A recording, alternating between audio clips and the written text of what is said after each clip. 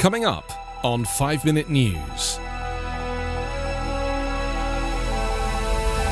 Taliban sweep across Afghanistan's south, taking 4 more cities.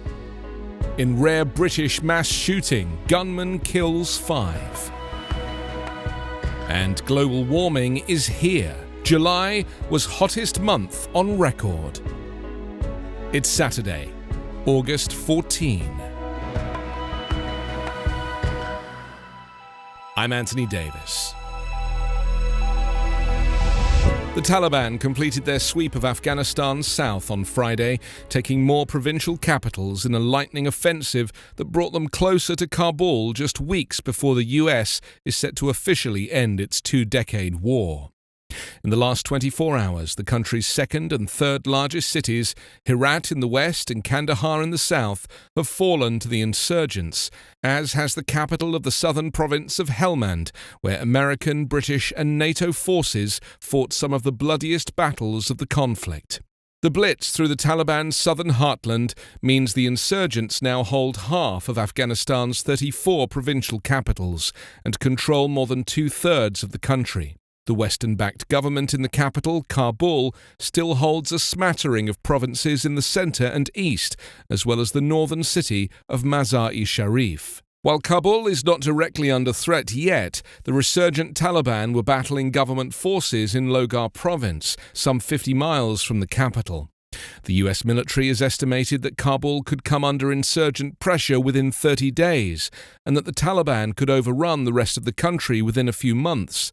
They've already taken over much of the north and west of the country. With security rapidly deteriorating, the United States plan to send in 3,000 troops to help evacuate some personnel from the US Embassy in Kabul.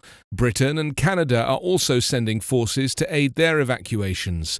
Denmark said it will temporarily close its embassy, while Germany is reducing its embassy staff to the absolute minimum. The United Nations chief urged the Taliban to immediately halt the offensive and negotiate in good faith to avert a prolonged civil war. A man has shot dead 5 people, including a 3-year-old girl, in violence that police in the southern English city of Plymouth believe began with a domestic dispute and the killing of his mother.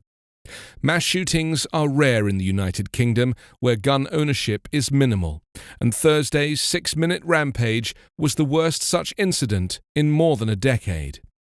Police on Friday named the shooter as Jake Davison, a 22-year-old crane operator. He turned his gun on himself after killing the 5 victims on Thursday evening, police said. Devon and Cornwall Police Chief Constable Sean Sawyer said police had found no motive, but they were not considering terrorism or any far-right associations, although they were trawling through Davison's computer. The shooting started at about 6 p.m. on Thursday, with the offender first killing his 51-year-old mother, Maxine Davison.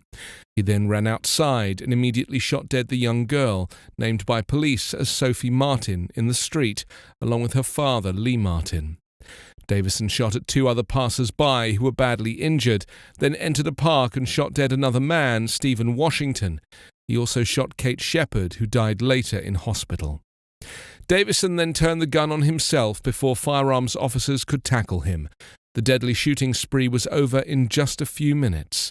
Britain's police watchdog, the Independent Office for Police Conduct, said it will investigate the police decision to return a shotgun and licence for it to Davison last month, after taking them from him 8 months ago because of an assault allegation. In videos posted on the internet, Davison had complained of not losing his virginity as a teenager and described himself as an incel, or involuntary celibate. He complained in the videos of being beaten down by life. Britain has suffered a number of deadly militant attacks in the past several years, but this was the worst mass killing of its kind since a taxi driver killed 12 people and then shot himself in a rampage in Cumbria, northern England, in June 2010. Earth sizzled in July and became the hottest month in 142 years of record-keeping, US weather officials have announced. As extreme heat waves struck parts of the United States and Europe, the globe averaged 62.07 degrees last month, beating out the previous record set in July 2016 and tied again in 2019 and 2020, the National Oceanic and Atmospheric Administration said on Friday. The margin was just 0.2 degrees. The last 7 Julys from 2015 to 2021 have been the hottest 7 Julys on record. Last month was 1.67 degrees warmer than the 20th century average for the month. This is climate change, said Pennsylvania State University climate scientist Michael Mann. It's an exclamation mark on a summer of unprecedented heat, drought, wildfires, and flooding.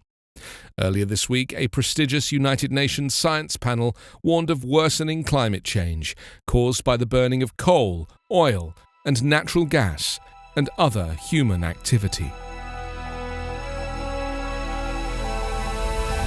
You can subscribe to 5 Minute News on YouTube with your preferred podcast app. Ask your smart speaker or enable 5 Minute News as your Amazon Alexa flash briefing skill. Subscribe, rate and review online at 5minute.news. 5 Minute News is an Evergreen Podcast covering politics, inequality, health and climate, delivering independent, unbiased and essential world news